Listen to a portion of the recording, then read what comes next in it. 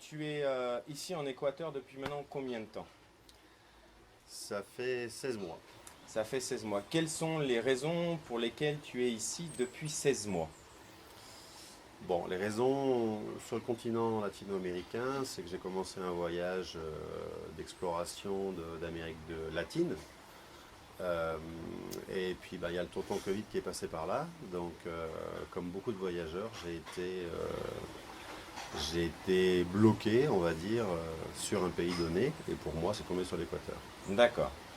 Donc, avant l'Équateur, avant l'Amérique latine, est-ce que tu peux m'expliquer un petit peu ton parcours? Parce que, juste pour expliquer, Yann est voyageur en camping-car, donc c'est un sacré changement de cap pour lui, je présume. Donc voilà, est-ce que tu peux me dire un petit peu pourquoi tu as pris cette dynamique de partir voyager en camping-car? Depuis combien de temps tu voyages en camping-car? Et, et j'aurai d'autres questions par la suite. Écoute, pour moi, la notion de changement de cap, effectivement, elle est appropriée dans le sens où j'avais une vie bien rangée, bien organisée, une vie de bureau de bon père de famille, on va dire, sans avoir d'enfant, mais voilà, quelque chose d'assez tout tracé, un futur assez tracé, bien organisé. Et ça correspondait pas vraiment ni à mon caractère, ni à mes sensibilités ou la personne que je suis. D'accord. Donc j'ai eu la chance et la malchance d'avoir dans ma vie des coups du sort ou des coups de la vie qui ont fait que j'ai réalisé. J'ai réalisé que la vie c'était aujourd'hui, c'était pas demain. Et c'est ce qui m'a permis de trouver le courage de démarrer ça. L'Amérique latine, le campeur, donc le campeur en premier, c'est la liberté absolue, ça a complètement changé ma vision. J'avais fait un voyage en Nouvelle-Zélande et j'avais exploré l'île du Nord, comme ça, dans un van. D'accord. Donc ça a complètement changé ma vision, cette vision qu'on peut avoir en Europe quand t'es gamin, que tu grandis là-bas, tu vois les vieux Allemands, tu vois les retraités en fait descendre, ou les Hollandais sur la côte du Sud en France. Et c'est vrai que j'avais cette vision-là de camping-car égale vieux. Et en vivant cette vie enfin en touchant du doigt cette vie de van life en Nouvelle-Zélande, je me suis rendu compte que c'était la liberté absolue, que tu pouvais t'arrêter sur telle plage, si elle te plaisait, tu restais 3 semaines. Ça te change complètement l'optique d'hôtellerie quand tu voyages une semaine, que tu es dans un hôtel, où tu gravites autour de ton point de départ. Euh, Vraiment cette liberté que tu as de vivre dans un campeur avec le minimum de confort ou le maximum, ça dépend de comment tu t'es organisé, mais ça te permet d'avoir vraiment une mobilité et de rester dans les endroits qui te plaisent. Et ça Et n'a pas de prix. une question que tout le monde se pose généralement, mais comment tu fais pour vivre cette aventure qui est vivre en camping-car et être libre de tes choix, mais surtout libre financièrement pour te permettre de voyager autant de temps ou d'années Alors sur les routes? ça c'est en lien avec la question que tu m'as posée avant, le choix de l'endroit en Amérique centrale et en Amérique du Sud. Voilà, c'est pas la Suisse, c'est pas la Norvège.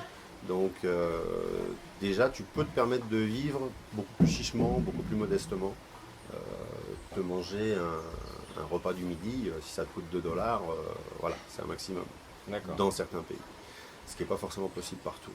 Donc le choix de la destination déjà est importante. Le niveau de prétention, de niveau de vie qu'on a, ça c'est une partie du fait de vivre comme ça sur les routes.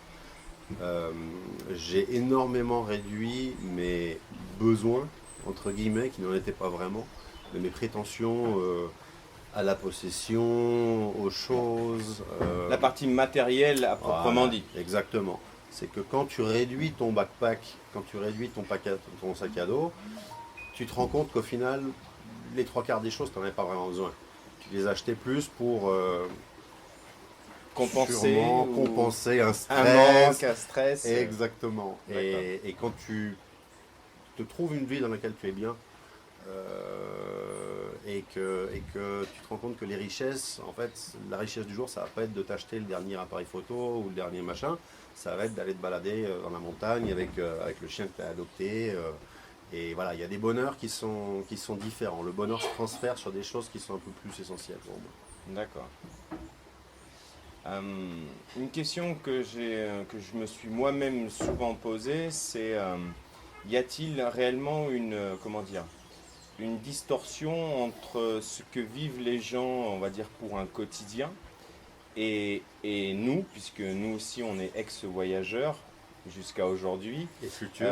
Voilà, voilà, on a bien l'intention de reprendre la route. Cette distorsion qu'il y a entre les gens qui considèrent que l'on vit quelque chose de fantastique, un rêve, et je ne sais pas quel est toi ton ressenti par rapport à ça, dès lors où nous, en étant nomades, on considère qu'en fait c'est notre quotidien, c'est un autre mode de vie, mais qui reste aussi en soi un quotidien. Quel est toi ton rapport avec les gens que tu croises, qui ont des vies, on va dire, beaucoup plus rangées quel est réellement ton regard par rapport à ça? Ben, je pourrais te parler, moi je vais juste pouvoir te parler de la relation entre ma vie antérieure et ma vie actuelle. Je ne peux pas parler de la vie des gens. Chacun voit midi à sa porte, comme on dit. On a toujours tendance un petit peu à avoir ses points de référence avec les copains d'enfance, avec les gens qui t'ont été proches. Maintenant, voilà, je pense qu'il y a des vies qui ne sont pas faites pour tout le monde. Il y a quand même aussi des stress générés par notre mode de vie. Tout le monde n'est pas forcément prêt. Tout le monde n'est pas forcément prêt à payer ce prix-là pour avoir la qualité de vie. Ou, voilà, il y a des gens qui sont très bien dans leur canapé et on ne va pas leur changer la vie. Et c'est très bien Non, comme non, ça. tout à fait. Et c'est très bien comme ça.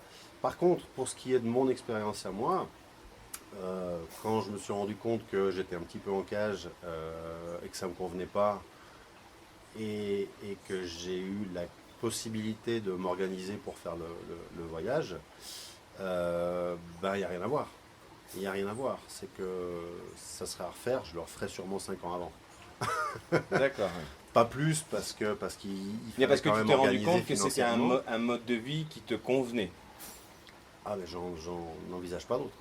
D'accord, mais ne pas en envisager d'autres, c'est-à-dire que même si voilà, tu considères que tu pourrais avoir ce mode de vie jusqu'à ton dernier jour, ou est-ce que dans ton expectatif, tu penses à un moment donné te ranger, mettre le camping-car de côté et passer à la petite maison et voilà, il faut quand même voir dans le temps, est-ce que tu penses que c'est pour un temps donné ou est-ce que voilà, c'est jusqu'à la fin? Alors s'il y a quelque chose que le voyage m'a enseigné, c'est respecter un petit peu mes envies, mes besoins.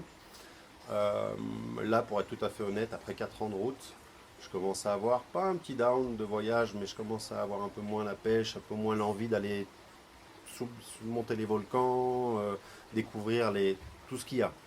Donc je sens que ça commence un petit peu à redescendre au niveau de cette faim, cette soif de tout connaître.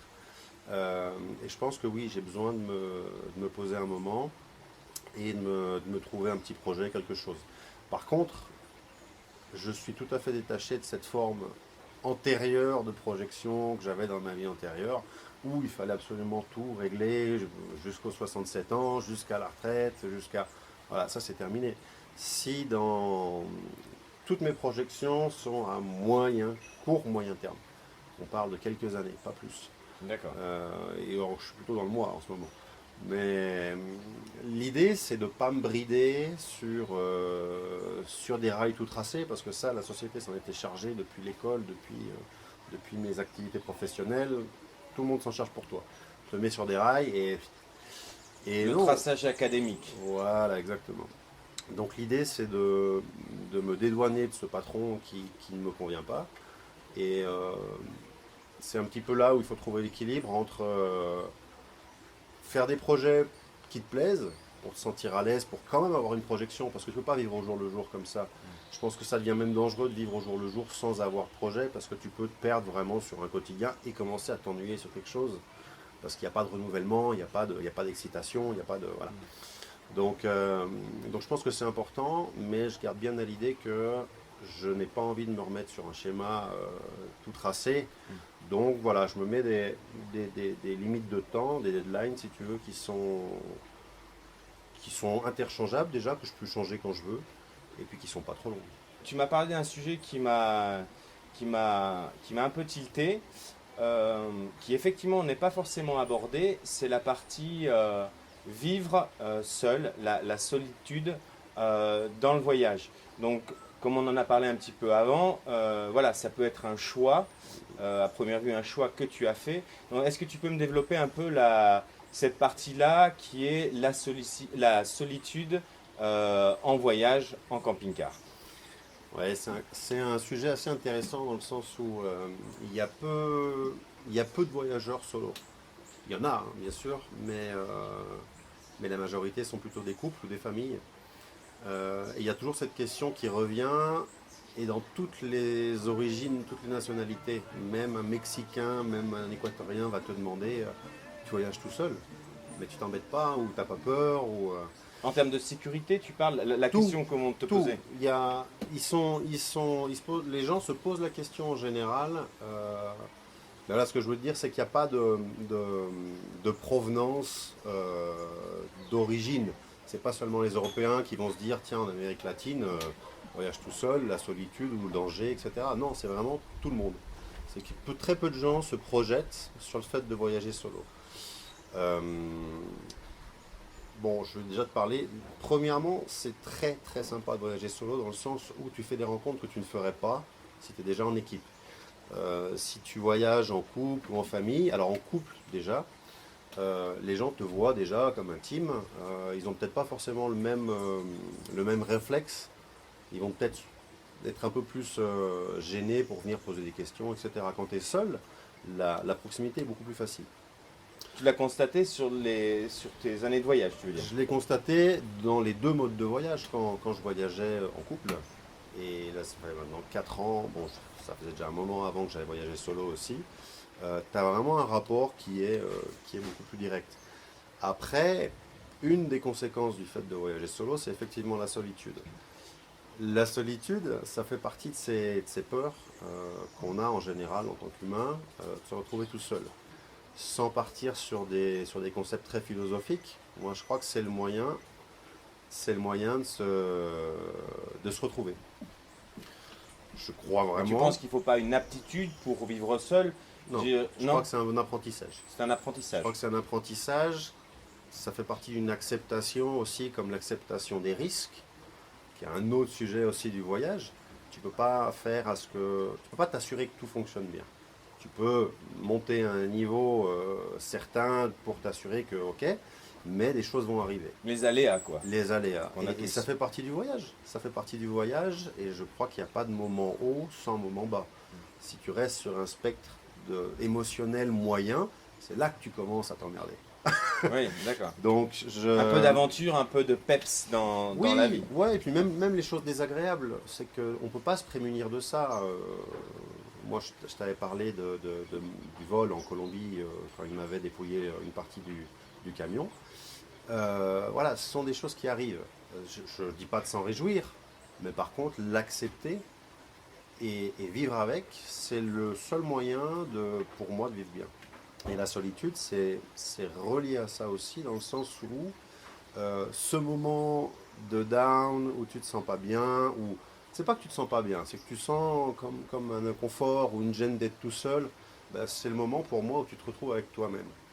Si t'es pas bien avec toi-même, ça va être compliqué d'être bien avec les autres. Et la notion de, voilà, on fait tous un coup de cafard ou un truc Ouais. comme ça, à ce moment-là, t'aimerais pas être avec quelqu'un qui va te comprendre, qui va t'épauler, ou non, tu penses à... Si, C'est mais quand le même, problème, c'est que ça me donne une dépendance à quelqu'un. D'accord. Je trouve intéressant, si tu veux, sur l'approche de se gérer soi-même. Et quand tu arrives à vivre tout seul bien, je pense que c'est à ce moment-là que tu es prêt pour être bien avec quelqu'un. Donne-moi un exemple qui fait que ça te conforte de dire c'est un apprentissage, c'est quelque chose qui peut-être se mérite ou qui est dur à obtenir, et comment tu arrives à obtenir cette sensation de dire voilà, c'est un choix que j'ai fait, je m'y sens bien dedans. Enfin voilà, un exemple concret de la solitude. L'exemple concret, il est simple. C'est quand tu t'isoles 2, 3 semaines tout seul en haut d'une montagne, sur une plage déserte, ces choses-là. Euh, Les journées ne sont pas longues.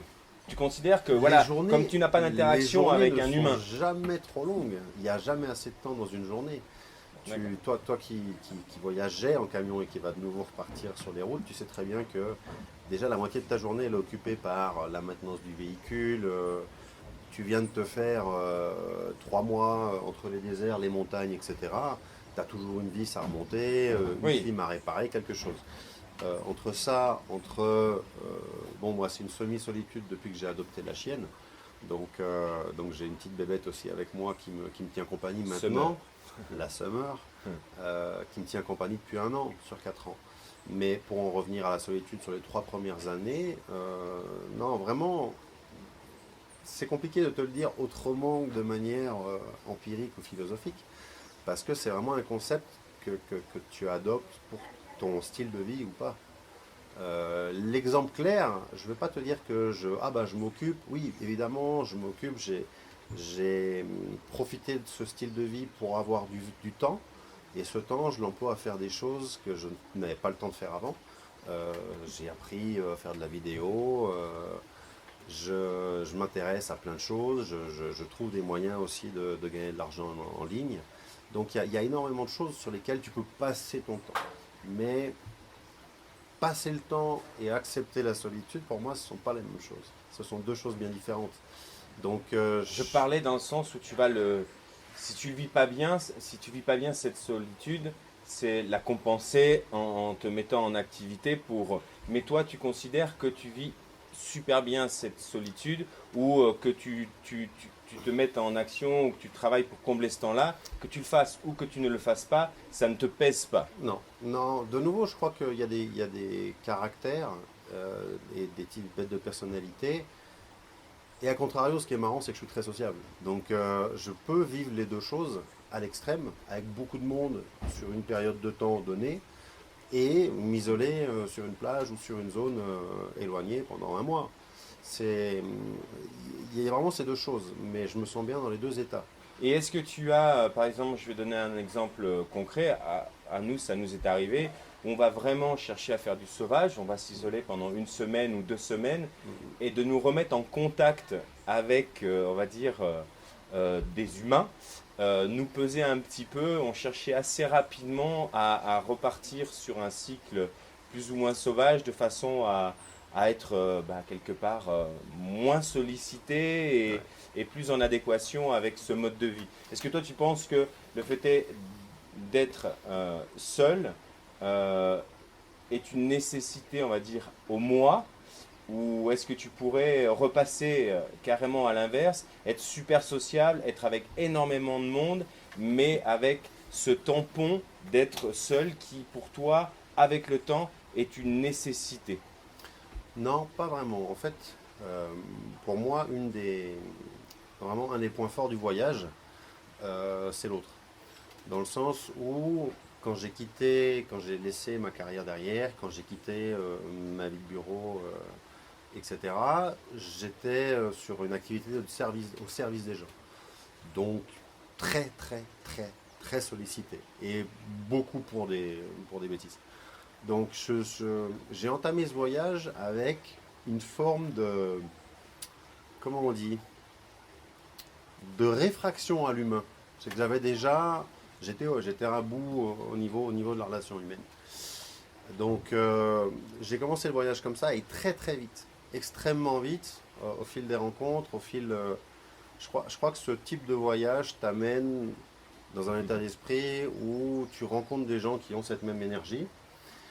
Au contraire, je suis pas à la recherche, parce qu'en général, c'est des rencontres qui se font comme ça, fortuites. Mais par contre, je suis impatient de la prochaine rencontre incroyable que je vais faire. D'accord. J'ai rencontré des familles incroyables au Mexique, j'ai rencontré des gens incroyables au Salvador. Dans tous les pays, tu fais des rencontres de gens qui vont vraiment te marquer à vie. Et ça, j'en ai besoin. C'est vraiment pour moi la chose la plus importante du voyage. Ce qui te permet de te maintenir toujours en voyage tant que tu seras alimenté. Est-ce que tu penses que si à un moment donné tu n'es plus alimenté par cette non pas par cette envie, mais s'il n'y a plus cet échange, tu penses que ça peut euh, te faire changer? Ah, c'est obligatoire. C'est obligatoire au voyage. Si cet échange n'existe pas, je vois plus l'intérêt de voyager. D'accord. Tu, tu vois des volcans, tu vas monter des volcans, tu vas descendre dans des lagunes, tu vas voir des plages incroyables, tu vas aller voir des animaux, mais ça change pas. Je veux dire, Et puis c'est pas ce qui reste. le cadre change. C'est des Mm. choses incroyables, je dis pas Mm. le contraire. Mais ce qui va vraiment te remplir le cœur, en tout cas ce qui fonctionne Les pour moi, émotions et les relations. les relations. D'accord. Le petit papy qui va t'expliquer les périodes de guerre, qui va avoir les larmes dans les yeux, les petits enfants qui vont t'expliquer qu'ils aimeraient bien voyager mais qu'ils ne peuvent pas parce qu'ils n'ont pas les papiers. Il y a vraiment des choses qui te marquent en tant qu'humain, enfin, en tant qu'Européen du moins, avec nos petits cadres bien, bien réglés. Et c'est ça qui nous, en tout cas pour moi, qui m'ouvre une perspective sur le monde. La question qu'on va certainement me poser dans les commentaires, et je vous invite justement à mettre un commentaire si vous voulez avoir plus de réponses, comme on dit. Voilà, la question qui revient très fréquemment, comment fais-tu pour vivre depuis 4 ans en voyage? Quelle est ta source de revenus ou comment tu t'arranges pour toujours voyager et voyager sereinement? Alors, le terme de la sérénité, elle est intéressante. Euh, la sérénité, elle dépend des besoins qu'on se crée. Donc, je vais te mettre en relation ma vie en Suisse avant, avec travaillant en bureau, avec une grosse voiture, avec un appartement dans les vignes, avec des choses comme ça. Tu te crées une vie de besoin. Tu vas peut-être t'acheter des choses qui vont peut-être plus, en tout cas c'était le cas pour moi, qui vont peut-être plus être une compensation par rapport au stress que tu as souffert la journée, Palliatif. ou un palliatif exactement. Et le bénéfice de cette vie-là, c'est que je n'ai plus besoin de ces palliatifs-là, dans le sens où maintenant mon plaisir, c'est d'aller marcher dans la jungle avec la chienne que j'ai adoptée. C'est peut-être de rencontrer le petit papy au coin de la place qui va me raconter une histoire incroyable.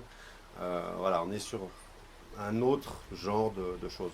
Maintenant, donc voilà, ça passe premièrement par peut-être réduire ses besoins Matériel. matériels, tout simplement. La vie en véhicule t'impose aussi de réduire tes besoins matériels parce que tu as beaucoup moins de place. Donc tout amène vers cette réduction. Maintenant, je suis parti, moi, sans activité. Je suis parti avec mes économies. J'avais pas mal travaillé pour ça. Et puis, je me suis mis, le temps m'a permis de découvrir de nouvelles activités, de nouvelles choses artistiques, on va dire. Je me suis mis à la vidéo. Euh, et puis, je marquais de ça. Je travaille avec ça, je propose mes services pour des hôtels, pour des restaurants. Je travaille un petit peu en ligne aussi.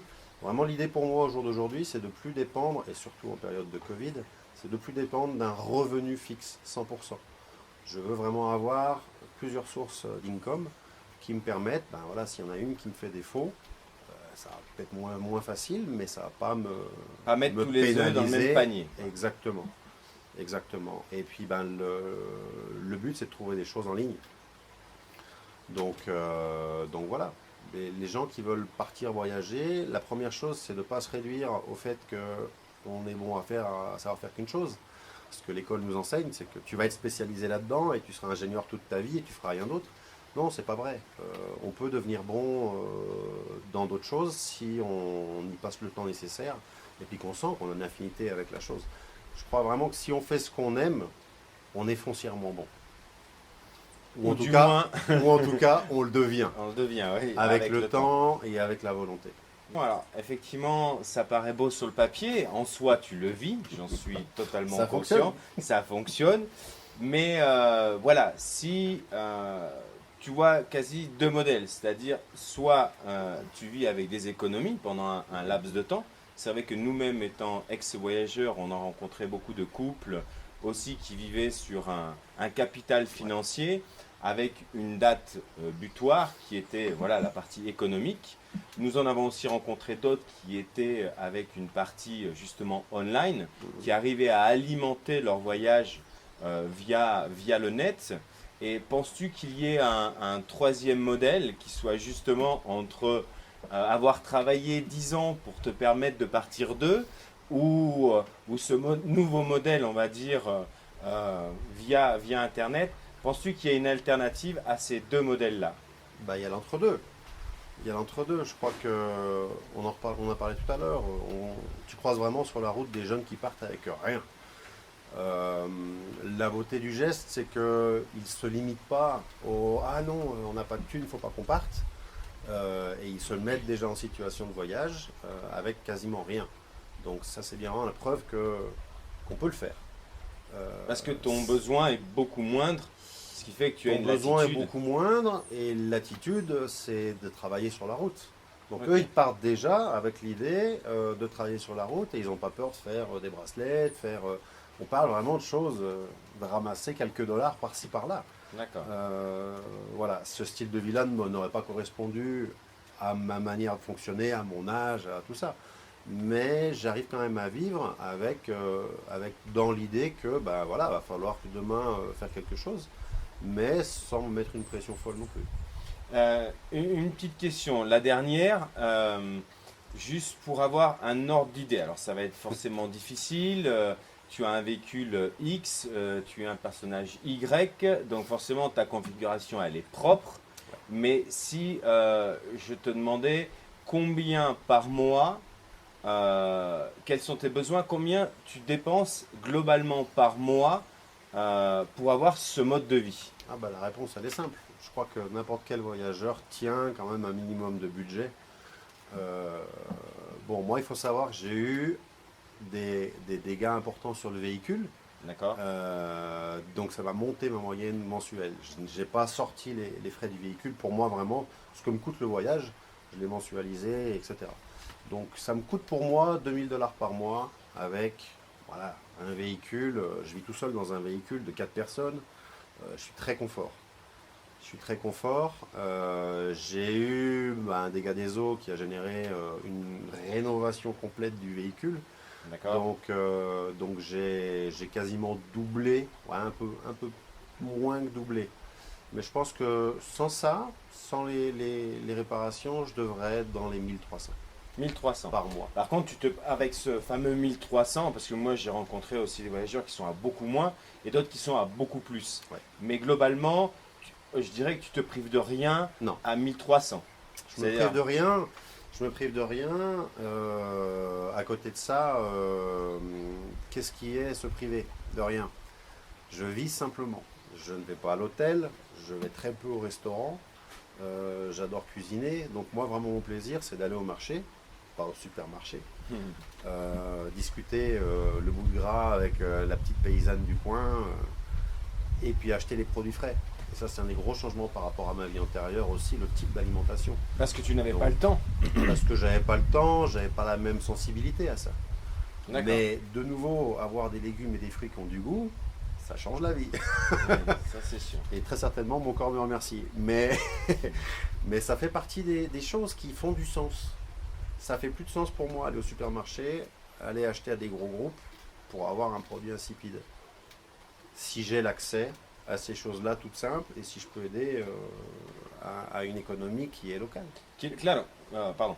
Oui, c'est sûr que tu vas forcément amener à participer à l'économie locale, du fait est que si tu te poses dans un endroit, c'est vrai qu'en France par exemple, on le voit beaucoup, les gens sont un peu fatigués de voir des camping-caristes arriver en masse, parce que voilà, il y a Avec pas tout leur forcément... rouleau de PQ à l'intérieur. Voilà, et puis il n'y a pas forcément le système de Je parle des consommation. Hollandais là. Arrête. Personnellement, je ne pourrais pas parler de la thématique des Hollandais, mais bon, il est vrai qu'on est systématiquement un peu exacerbé de voir autant de flux sans qu'il y ait un échange direct, c'est-à-dire la contrepartie de consommer local. Et Ouais. ça, c'est vrai que ça peut entacher un peu le camping-cariste à mon image. Le fait est que voilà, les gens sont là, profitent, mais ne réinjectent pas euh, dans l'économie locale, dans les villages, dans les marchés, ils ne participent pas forcément énormément. Je pense plutôt faire une économie plutôt que de réactiver l'économie. Alors que tu es censé avoir un pouvoir d'achat différent puisque tu fais une économie sur ton logement ou sur bien des choses. Mais c'est vrai qu'on ne voit pas forcément la contrepartie à ça pour les petits villages de n'importe où, hein, en l'occurrence. Ouais, je crois que ça dépend de l'approche des gens, de leur manière de voyager. Effectivement, bah, comme je te disais, aller au marché, parler à cette petite dame, ça a autant de valeur que le goût de ses tomates.